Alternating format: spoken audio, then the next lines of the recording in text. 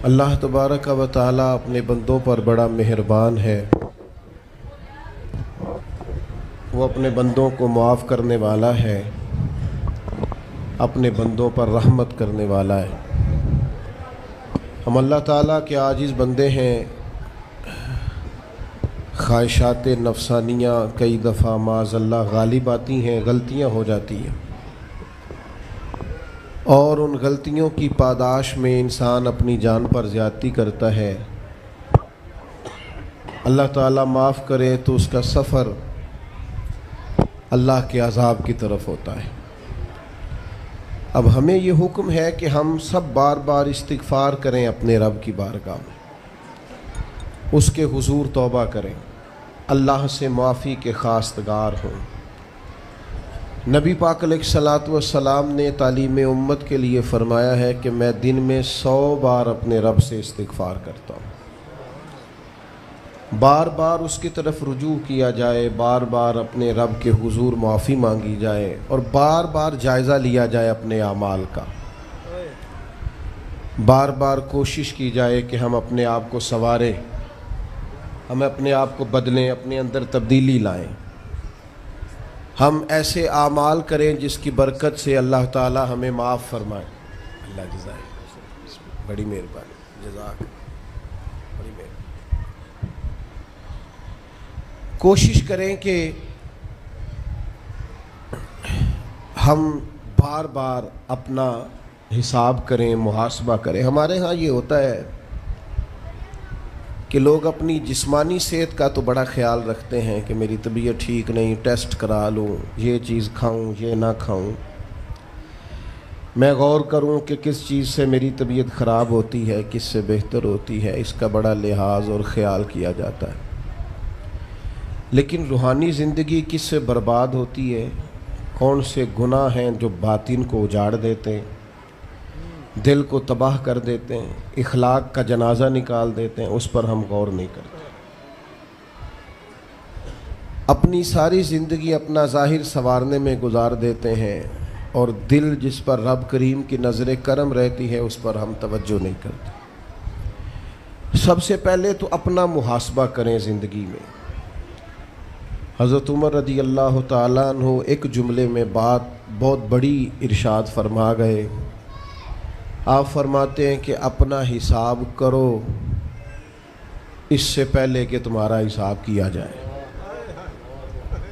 پھر حساب کیا جائے گا تمہارا پھر مشکل ہوگی، تو ابھی سے اپنا حساب کیا جائے۔ اب ان لوگوں کا معاملہ ہے جو دنیا سے رخصت ہو گئے۔ انسان خیر اور بدی اس کا مجموعہ ہوتا ہے، انسانوں میں نیکیاں بھی ہوتی ہیں، کمزوریاں بھی ہوتی ہیں۔ اب ہم میں سے جو دنیا سے رخصت ہو گئے ہیں ان کے تعلق سے ہمارے کوئی ذمہ داریاں ہمارے ذمے بچتی ہیں۔ ایک تو ہم سب کا معاملہ ہے، وہ میں نے پہلے عرض کر دیا کہ ہمیں اپنا حساب کرنا ہے، اپنے معاملات کو دیکھنا ہے، استغفار کرنا۔ پھر یہ کہ جو لوگ رخصت ہو گئے ان کے لیے کیا کریں؟ تو چونکہ انسان میں کمیاں بھی ہوتی ہیں، خوبیاں بھی ہوتی ہیں، تو سب سے پہلے تو اللہ کے حبیب علیہ السلام نے ہمیں فرمایا ہے کہ اذکروا محاسن موتاکم، جب تم میں سے کوئی رخصت ہو جائے تو اس کی اچھی اچھی باتوں کا ذکر کرو۔ ایسا نہیں کہ انسان میں ساری خوبیاں ہی ہوں گی، لیکن تم خوبیاں تلاش کر کے ان کا بیان کرو، تم زمین پر اللہ کے گواہ ہو۔ ایک تو جب بھی کسی جانے والے کا ذکر کریں خیر کے ساتھ کریں، بھلائی کے ساتھ کریں، اچھے لفظوں کے ساتھ کریں۔ کہیں کوئی کمی یاد آئے بھی تو اب اسے چھوڑ دے، وہ بندہ رخصت ہو گیا، اس کا ذکر خیر کے ساتھ کرنا، اس کو ذہن میں ضرور بٹھائیں۔ دوسری بات یہ کہ جب کوئی دنیا سے جائے تو اس کی طرف سے ایصال ثواب کریں، یعنی ایسے اعمال کریں جن کی وجہ سے اسے ثواب پہنچے۔ اب ہمارے ہاں جو رسم و رواج بعض بن گئے ہیں، بڑی بڑی دیگیں، بڑے لاؤ لشکر، نامی گرامی بندہ ہے تو نامی گرامی آؤ جاؤ تو کھانے تو بڑا جلسہ تو پتہ لگ جائے لوکاں نوں۔ تو پہلے تو یہ یاد رکھو جس کام میں تھوڑی سی بھی ریاکاری ہو اس پر اللہ کی بارگاہ سے اجر کی امید کیسے رکھتے ہو؟ جب تک عمل خالص لوجہ اللہ نہیں ہوتا، جب اس پر ثواب مل نہیں رہا تو جائے گا کیسے؟ جتنا آپ عمل چھپا کے کریں گے، جتنا آپ عمل اللہ کی رضا کے لیے کریں گے، اتنا ثواب زیادہ ہوگا، جانے والے کو فائدہ زیادہ ہوگا۔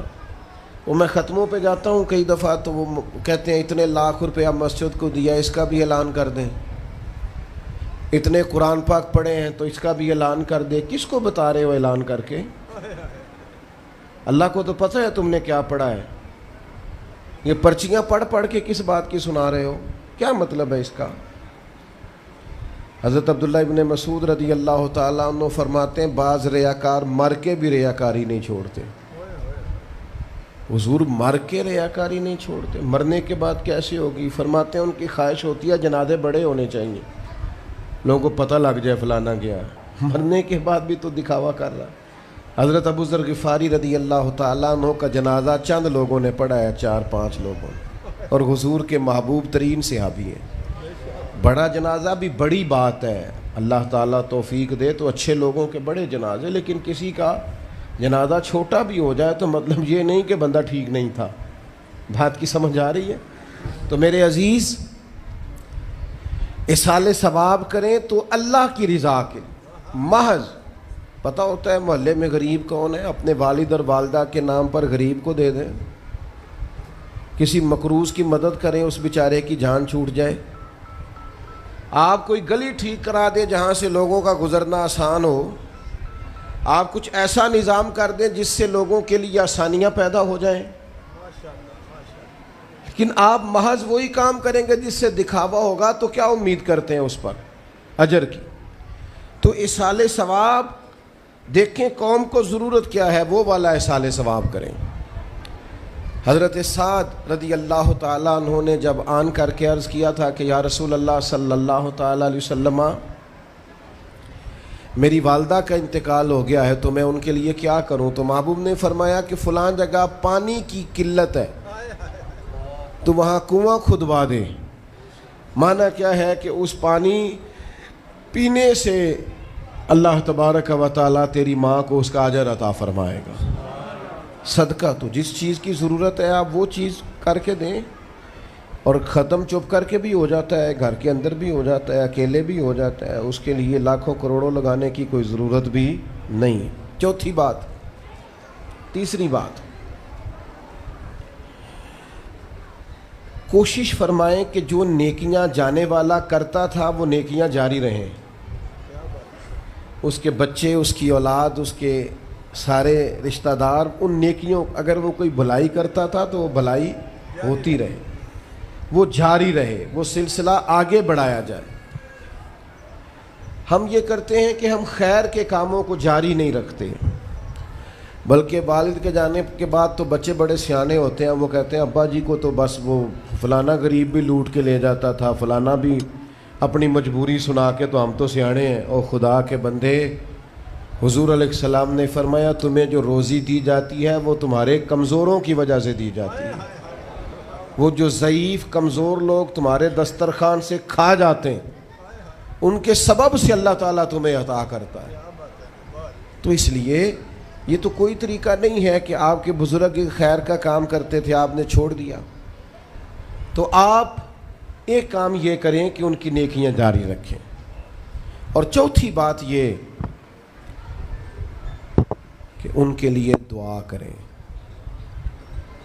دعا ہمیں حضرت ابراہیم نے سکھائی ہے، سورہ ابراہیم میں موجود ہے، ربنا اغفر لی ولوالدی، یا اللہ مجھے بھی بخش دے اور میرے ماں باپ کو بھی، وللمؤمنین یوم یقوم الحساب، اور جس دن تو حساب لے اس دن سارے مومنوں کی بخشش فرما دے۔ ایک شخص نے نا حضور علیہ السلام کے سامنے دعا مانگی، اللہ مجھ پہ رحم فرما اور اپنے نبی پہ رحم فرما۔ حضور فرمانے لگے تو نے اللہ کی رحمت کو محدود کیوں کر دیا ہے؟ تم کہہ سارے مومنوں پہ رحم فرما، سب پہ رحم فرما۔ بھائی سب کے لیے دعا مانگیں۔ یہ 2-4 بچوں کا موبائل کا مسئلہ رہ گیا، باقیوں کا بیٹا بیٹھ جاؤ، پیارے بیٹے بیٹھ جاؤ، پتر بیٹھ جاؤ، آپ بھی بیٹھ جاؤ بیٹے، آپ بیٹھ کے بنائیں، اس میں کیا رہ جائے، کھڑے ہوتے ہیں بیٹا تو پچھلوں کو دقت ہوتی ہے۔ سنو، زیادہ غور سے سنو، میں تھوڑی تقریر کرنے والا مولوی ہوں، لیکن یہ اللہ کا فضل ہے کہ میں اگر 20 منٹ بات کروں گا تو اس 20 منٹ کے اندر آپ کو کوئی 20 سبق ضرور حاصل ہوں گے انشاءاللہ تعالی۔ ہاں، وہ کوشش ہوگی کہ وہ جتنی بات ہے وہ تربیتی ہے۔ وہ بعض دوستوں کا خیال ہوتا ہے لمبی تقریر کرے، میں کیا ہوتے وہ بندہ کر سکتا ہے جنہیں ایک شعر ہی 20 منٹ پڑھنا ہوئے، اجے مزہ نہیں آیا، اجے دوبارہ پڑھو، اجے رل کے پڑھو، تو وہ تو پھر 1.5 گھنٹہ بھی کام چل سکتا ہے۔ تو جس نے ٹو دی پوائنٹ بات کرنی ہو اس کے لیے تو 10 منٹ بھی بڑے ہوتے ہیں، اور ویسے بھی تقریریں پیٹ بھرنے کے لیے نہیں ہوتی، عمل کرنے کے لیے ہوتی ہیں۔ اب تو میں ویسے بھی ذرا مصروف زیادہ ہو گیا ہوں، بہت ساری جگہوں پہ جا نہیں پاتا، تو ایک جگہ میں گیا تو ایک بزرگ مجھے کہنے لگے پچھلی دفعہ تسی 40 منٹ تقریر کی تھی سی، حید کی زیادہ کرنی۔ میں کہا 40 منٹ والی تے عمل ہو گیا جی۔ تو اگر تقریریں کانوں کی لذت کے لیے سننی ہے تو سنتے رہیں، پھر تو کئی راتیں لوگ جلسے سنتے ہیں۔ مقصود کیا ہے، نتیجہ کیا ہے، جو عرض کر رہا ہوں اس پر غور کریں، سب کے لیے دعا کریں۔ ایک بات خاص کرنے لگا ہوں، حضرت ابراہیم نے تو بخشش بھی سب لوگوں کی مانگی ہے، حضور علیہ الصلوۃ والسلام بھی دعا کرتے تو امت کے لیے دعا کرتے۔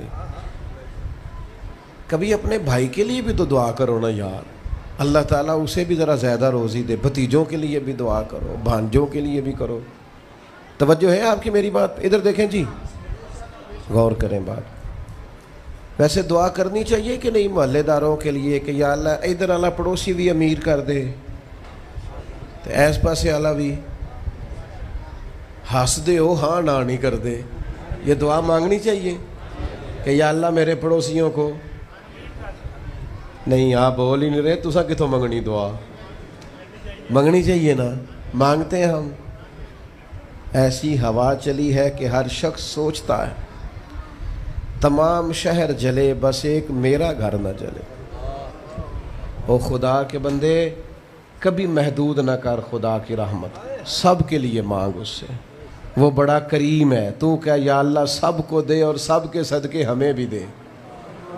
لیکن ہم نا دعاؤں میں بھی اپنا ظرف اور حوصلہ بڑا نہیں کرتے، گنجائش پیدا نہیں کرتے۔ دیکھو داتا گنج بخش علی حجویری رحمۃ اللہ علیہ نے لکھا ہے کہ ایک بندہ نا حج کرنے گیا تو ہر جگہ دعا مانگتا تھا، یا اللہ میرے دوستوں کو نیک کر دے، یا اللہ میرے دوستوں کو نیک کر دے۔ عرفات میں بھی، مینا میں بھی، مزدلفہ میں بھی، بیت اللہ شریف کے پاس بھی، ہر جگہ یا اللہ میرے دوستوں کو اچھا کر دے۔ تو ایک بندے نے اسے کہا یار یہ عجیب دعا کرتا ہے تو، میرے دوستوں کو نیک کر دے، اپنے لیے بھی تو مانگنا۔ تو کہنے لگا اللہ کے بندے میں ہر وقت دوستوں کے بیچ رہتا ہوں، اگر وہ نیک ہو گئے تو میں بھی انشاءاللہ ہو جاؤں گا۔ ان کی صحبت میرے اوپر بھی اچھا اثر ڈالے گی، چونکہ رہتا جو ان کے بیچ ہوں۔ ہمارا علاقہ امیر ہو گیا تو انشاءاللہ ہم بھی ہو ہی جائیں گے۔ لوگوں کے رزق میں برکت ہوگی تو ہمارے رزق میں بھی تھوڑا سا نا کشادہ دل کریں ہر معاملے میں۔ اور سنیں حدیث پاک، نبی کریم علیہ الصلوۃ والسلام نے فرمایا جو دعا اپنے بھائی کی غیر موجودگی میں اس کے لیے مانگی جاتی ہے نا، اللہ وہ دعا جلدی قبول فرماتا ہے۔ اور حضور فرماتے ہیں جب تم اپنے بھائی کی غیر موجودگی میں اس کے لیے دعا مانگتے ہو، اللہ تمہارے سرانے فرشتہ کھڑا کرتا ہے، اور فرشتہ کہتا ہے مالک جو یہ اس کے لیے مانگ رہا ہے پہلے اسے عطا فرما۔ تو کیسی سعادت کی بات۔ لیکن سینہ کشادہ کرنا پڑے گا، دل بڑا کرنا پڑے گا، حوصلہ بڑا کرنا پڑے گا۔ جب تک دل، طبیعت، حوصلہ یہ بڑا نہیں ہوتا اتنی دیر تک لطف۔ حضور کی ساری امت کے لیے دعا مانگیں کہ اے اللہ جتنے خوش عقیدہ ہیں محبوب کے غلام سب کو جنت عطا فرما، سب کے لیے کھول دے دروازے جنت کے۔ دعا اللہ کی۔ اچھا پھر دعا مانگنی بھی ذرا ذوق سے چاہیے۔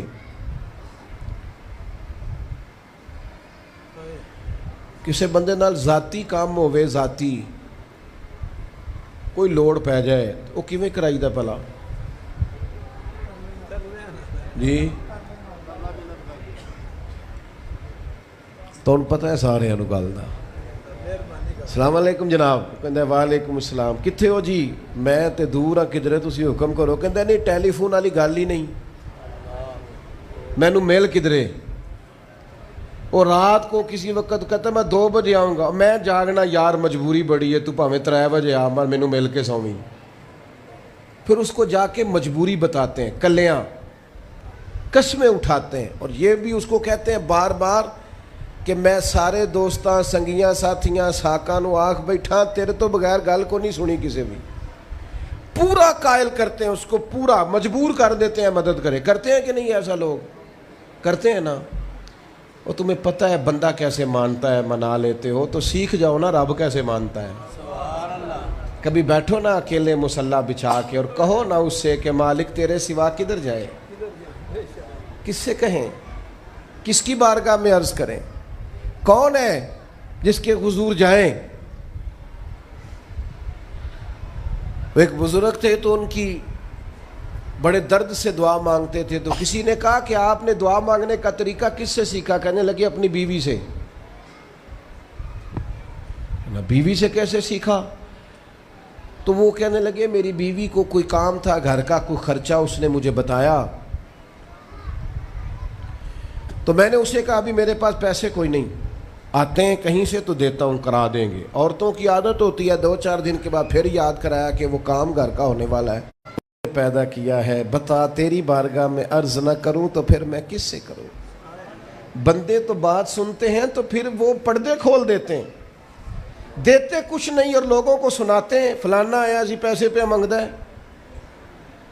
एक संगी सी एक दफा ते उन्हें भाई ओदा तगड़ा है चंगा, दूर किसी संगी को लोने को मदद लई थोड़ी। मैंने कहा यार तेरा भाई ठीक ठाक है? वो कहता देंदा ते है पर बदनामी बड़ी करता है, सब नू दस छड़ता है। इज्जत रब की बारगाह में बंदा अर्ज करता है तो बंदे का पर्दा भी रह जाता है और वो अता भी कर देता है। मेरे दोस्तों, दुआएं शौक से मांगो, दुआएं दर्द से मांगो। वो अकबर अलाहाबादी ने कहा था मुसीबत में भी अब याद खुदा हमको नहीं आती। दुआ मुंह से ना निकली, जेबों से अर्जियां ही निकली। दफ्तरों में दरखास्तें जमा कराने के लिए बड़ा वक्त है, उसकी बारगाह में क्यों नहीं बैठते?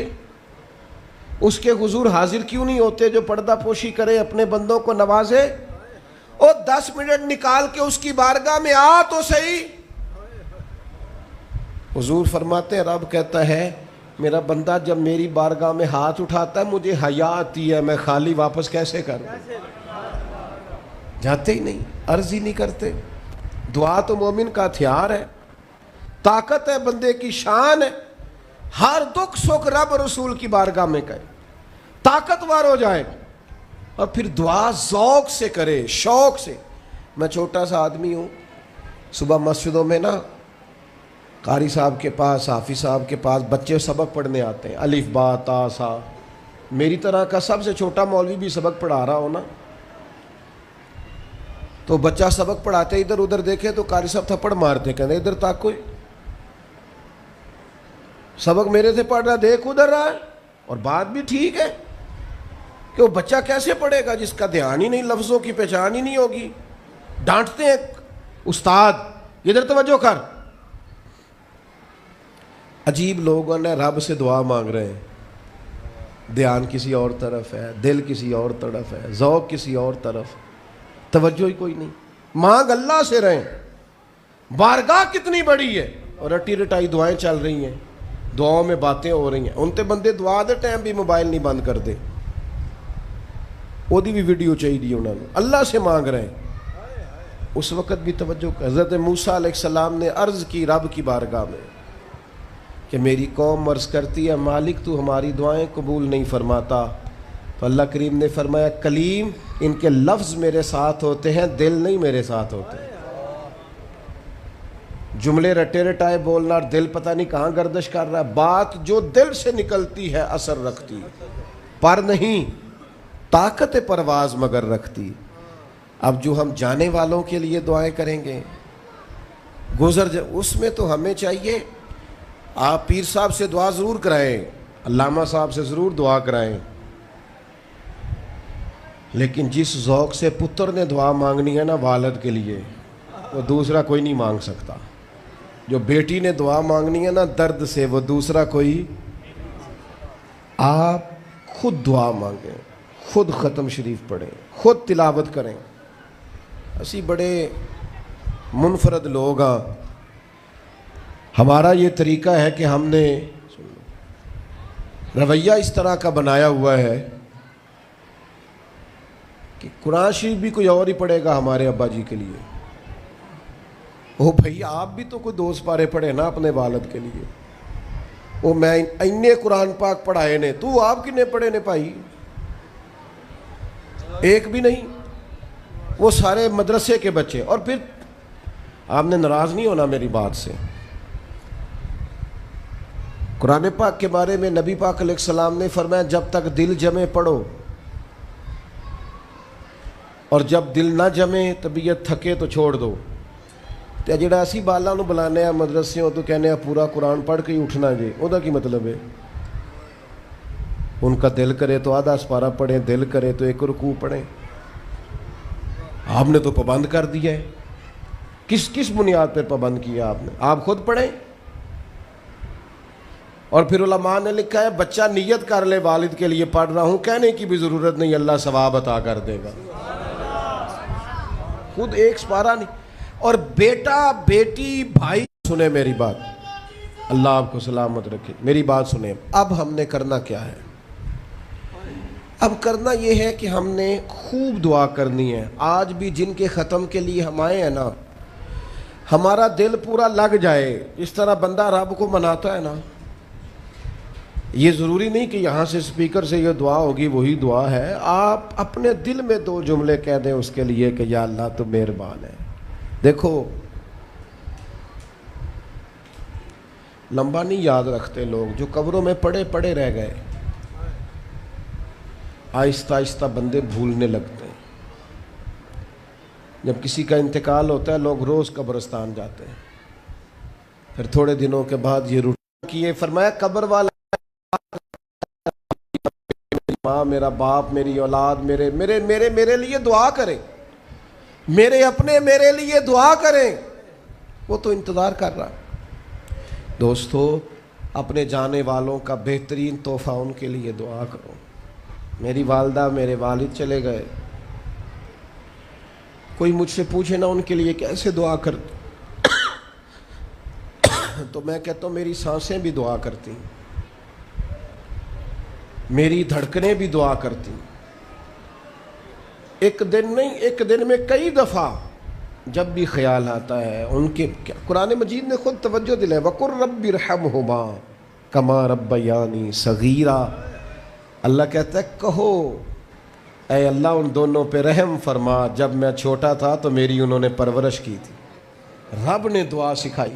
بھائیو صرف مسلمان کا آج موبائل بھی آباد ہے، فوٹو بھی آباد ہے، اور دسترخوان بھی آباد ہے، اور ہوٹل بھی آباد ہے. جس چیز کو آباد نہیں کرتے وہ مسلح ہے. مسلح کمزور ہے، مسلح طاقتور ہونا چاہیے. وہ بندہ طاقتور ہے جسے اللہ سے جڑنا آتا ہے، دعائیں مانگنی آتی، التجائیں کرنی آتی. خوب دعائیں مانگیں، خوب اس کی بارگاہ میں حاضری دیں. آخری بات آپ سب کے لیے میری یہ ہے کہ ہم سب نے دنیا کو چھوڑ کے جانا ہے. ہم دنیا میں اچھے عمل کرنے آئے ہیں. جڑا بچہ اتوں پردیس گیا ہے نا، ابا جی نے پلاٹ ویچیا ہے تے اماں نے زیور ویچیا ہے، وہ باہر کام نہ کرے تو جڑے اتوں کو بندہ جائے وہ کہندے یار تو کڈا بے وقوف ہے، تیری ماں پیو نے جڑے کام کر لیا تو وہ کردا ہی نہیں، پہلا پھرنا ہے. اور پھر میں نے سیانے لوگ دیکھے ہیں سعودی عرب میں 40 سال گزارتے ہیں پر وہاں گھر نہیں بناتے. دبئی میں، یورپ میں 40 سال گزارے، گھر نہیں کوئی. بلکہ جو کمبل خریدا تھا نا جاتے وقت واپسی تک وہی کمبل ہے. کیوں؟ کہ وہ سمجھتے ہیں گھر تو پاکستان میں. پردیس کے لیے محنت، یہاں گھر بنانے کا مقصد کوئی نہیں. اور میرے دوستو نبی پاک نے ہمیں فرمایا دنیا میں اس طرح رہنا جس طرح مسافر رہتے ہیں. گھر تو تمہارا جنت میں، اصل ٹھکانہ تو آخرت کا ہے. لیکن ہم ساری تباہی اتار رہے ہیں، یہاں فارغ پھر رہے ہیں. آپ نے ناراض نہیں ہونا. ڈھیر سارے بندے بے نمازی ہیں اور بلا وجہ بے نمازی ہیں, کوئی وجہ نہیں. جو بندہ کہتا ہے نماز کے لیے ٹائم نہیں ملتا, جھوٹ بولتا ہے, کیونکہ رب کہتا ہے لا یکلف اللہ نفسا الا وسعہا, جو بوجھ کوئی اٹھا نہ سکے میں ڈالتا ہی نہیں. تو ہم نماز پڑھ سکتے تھے تو اللہ نے فرض کی ہے. ٹھنڈے اے لگ گئے, اب فجر میں آنکھ ہی نہیں کھلتی.